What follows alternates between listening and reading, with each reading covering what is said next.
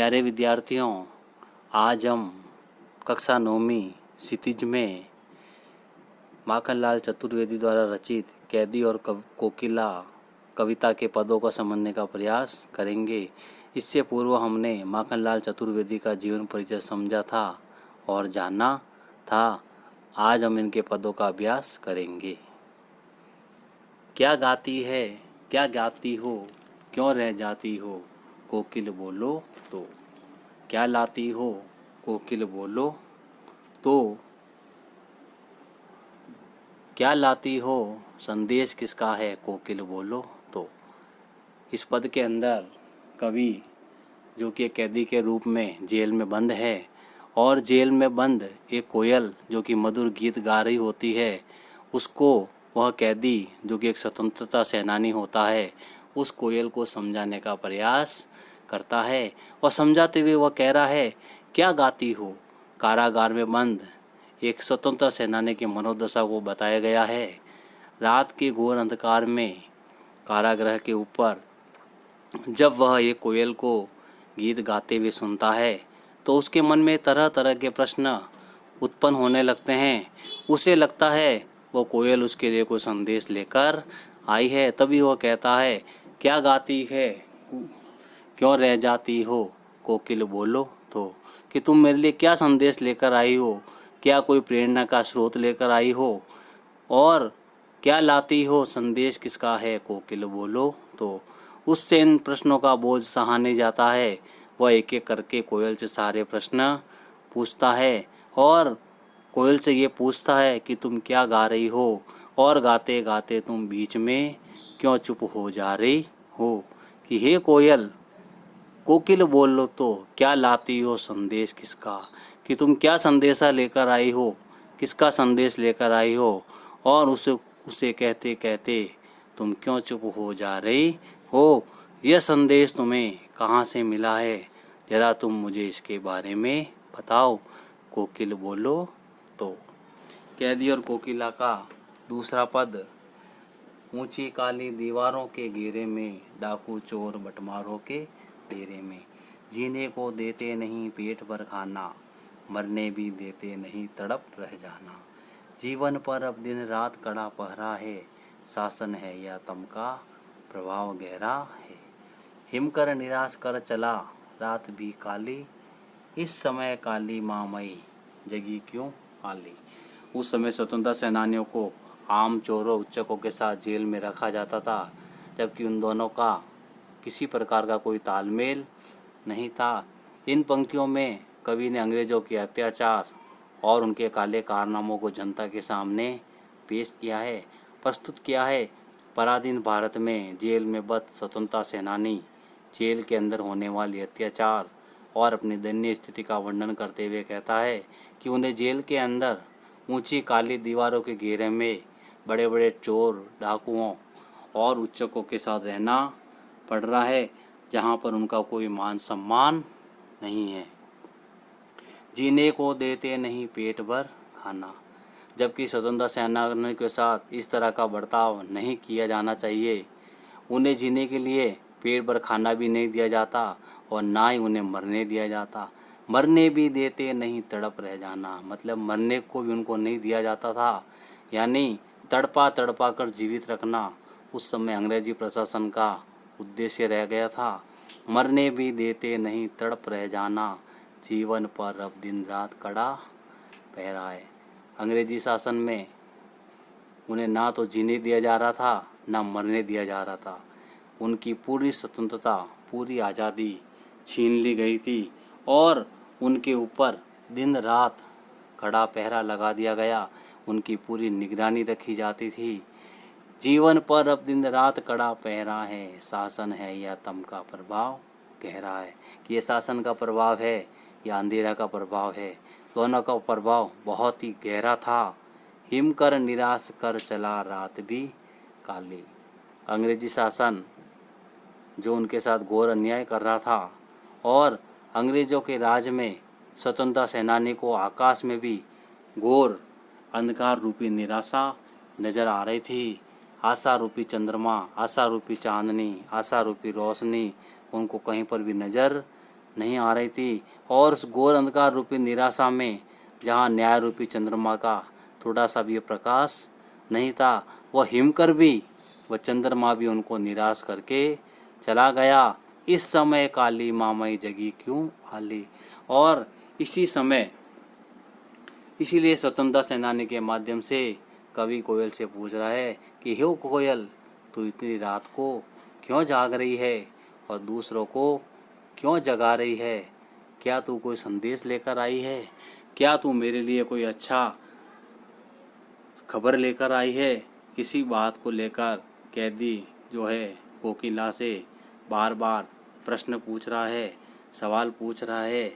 इस समय काली मामई जगी क्यों आली। ऊंची काली दीवारों के घेरे में, डाकू चोरों बटमारों के डेरे में, जीने को देते नहीं पेट भर खाना, मरने भी देते नहीं तड़प रह जाना। जीवन पर अब दिन रात कड़ा पहरा है, शासन है यह तम का प्रभाव गहरा है। हिमकर निराश कर चला रात भी काली, इस समय काली मामई जगी क्यों आली। क्यों हुक पड़ी वेदना बोझ वाली सी, कोकिल बोलो तो क्या लुटा मृदुल वैभव की रखवाली सी, कोकिल बोलो तो। इन पंक्तियों में कवि ने कोयल के स्वर में जो निहित वेदना, जो दुख छिपा है, उसको बोझ के समान बताकर पराधीन भारतवासियों के मन में जो दुख छिपा हुआ है, जो वेदना छुपी हुई है, उसकी तरफ इशारा किया है। और जेल में बंद स्वतंत्रता सेनानी कोयल की आवाज़ में अपने दर्द का अनुभव करता है। उसे ऐसा लगता है कि कोयल ने अंग्रेज सरकार द्वारा जो उनके ऊपर अत्याचार किए जा रहे हैं, उन अत्याचारों को इस कोयल ने देख लिया है। इसलिए उसके कंठ से भी मीठी और मधुर ध्वनि के बजाय वही दुख की आवाज़, दुख का स्वर सुनाई पड़ रहा है, जिसमें कोयल के दर्द की हूक, कोयल के दर्द की पीड़ा शामिल है। कवि के अनुसार कोयल अपनी वेदना सुनाता है और उसको कहता है, क्यों हूक पड़ी वेदना बोझ वाली सी, क्यों तेरे अंदर से मीठी वाणी की जगह ये दुख प्रकट हो रहा है। और कोयल से वो पूछ रहा है, कोयल बोलो तो तुम्हारा क्या लुट गया है, कोकिल बोलो तो क्या लुटा, कि तुम्हारा क्या लुट गया है जो तुम्हारे कंठ से वेदना की ऐसी हूक, ऐसी आवाज़ सुनाई दे रही है। कोयल तो मृदुल वैभव सी रखवाली सी, कोयल तो सबसे मीठी एवं सुरीली आवाज़ के लिए प्रसिद्ध है, और जिसे गाते हुए सुनकर कोई भी इंसान, कोई भी मनुष्य प्रसन्न हो उठता है। लेकिन आज उसकी आवाज़ में ना तो वो सुरीली राग है, ना वो मीठी आवाज़ है। लेकिन जेल में बंद स्वतंत्रता सेनानी को कोयल की आवाज़ में ना तो सुरीली आवाज़ लगी, ना ही वो आवाज़ मीठी लगी, बल्कि उसे कोयल की आवाज़ में दुख और वेदना, पीड़ा की अनुभूति हुई। इसलिए वह व्याकुल हो उठा और कोयल से बार बार पूछने लगा, बताओ कोयल, तुम्हारे ऊपर क्या विपदा आ गई, क्या संकट आ गया। यही बात वो बार बार कोयल से पूछ रहा है और कह रहा है, क्यों हूक पड़ी वेदना बोझ वाली सी, कोकिल बोलो तो क्या लुटा मृदुल वैभव की रखवाली सी, कोकिल बोलो तो क्या हुई बावली अर्धरात्रि को चीखी, कोकिल बोलो किस दावा नल की ज्वालाएं हैं दिखी, कोकिल बोलो तो। स्वतंत्रता सेनानी को कोयल का इस तरह अंधकार से भरी आधी रात में ऐसा दुख भरा गाना गाना, चीखना बहुत ही अस्वाभाविक, बहुत ही बुरा लगा। और इस वजह से उसने कोयल को बावली कहते हुए पूछा, क्या हुई बावली, के बावली तुझे क्या हो गया है, तुम इस तरह अर्धरात्रि को, आधी रात को क्यों चीख रही हो। अर्धरात्रि को चीखी, कोकिल बोलो तो किस दावा नल की ज्वालाएं दिखी है, तुम आधी रात में क्यों चीख रही हो। क्या तुमने जंगल में लगी हुई आग देख ली है। दावानल का मतलब होता है जंगल में लगने वाली आग। क्या तुमने जंगल में लगी हुई आग देख ली है।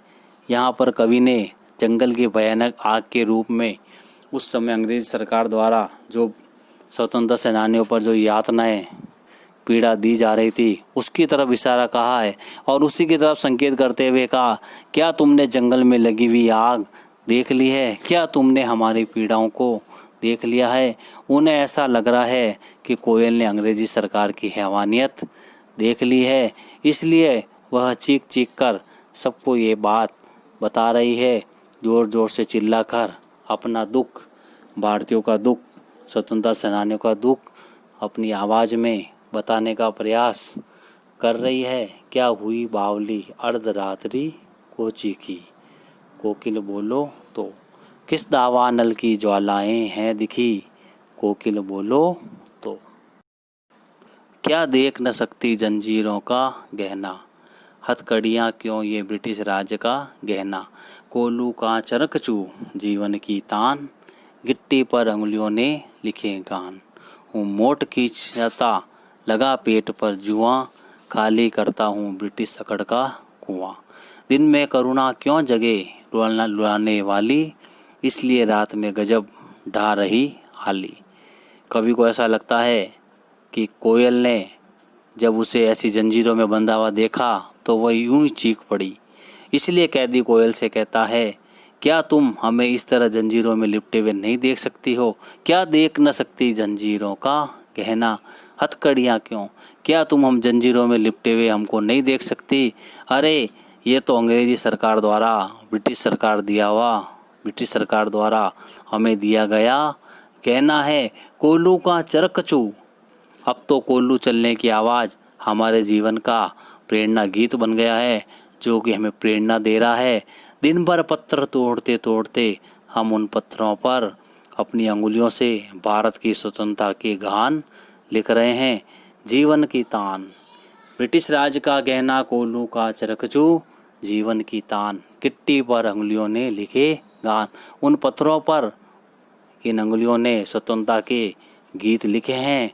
हम अपने पेट पर रस्सी बांधकर मोट खींचता लगा पेट पर जुआं, और हम अपने पेट पर रस्सी बांधकर कोल्लू का चरसा चला चला कर ब्रिटिश सरकार की अकड़ का खाली करता हूँ ब्रिटिश अकड़ का कुआं। और रस्सी बांधकर कोल्लू का चरसा चला चला कर ब्रिटिश सरकार की अकड़ का कुआं हम दिन ब दिन, उनके अभिमान का कुआं, उनके घमंड का कुआं हम दिन ब दिन खाली कर रहे हैं।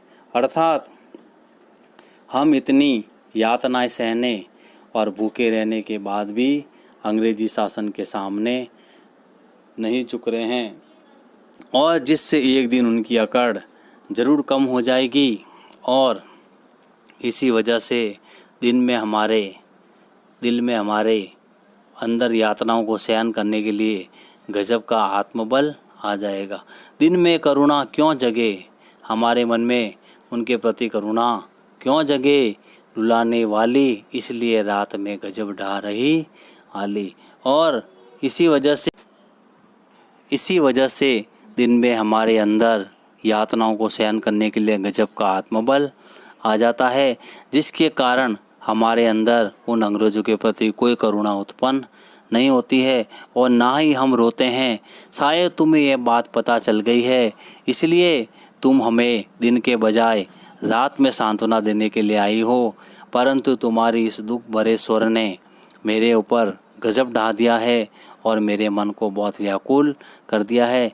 इस प्रकार कैदी कोयल को अपने मन का दुख, मन की पीड़ा बता रहा है कि तुम्हारी इस वेदना भरे स्वर ने मेरे को जो है और हिलाकर रख दिया है और मेरे मन को बड़ा परेशान कर दिया है। क्या देख न सकती जंजीरों का कहना, हथकड़ियाँ क्यों ये ब्रिटिश राज का गहना, कोल्लू का चरकचू जीवन की तान, गिट्टी पर उंगलियों ने लिखे गान, हूँ मोट खींचता लगा पेट पर जुआं, खाली करता हूँ ब्रिटिश अकड़ का कुआं।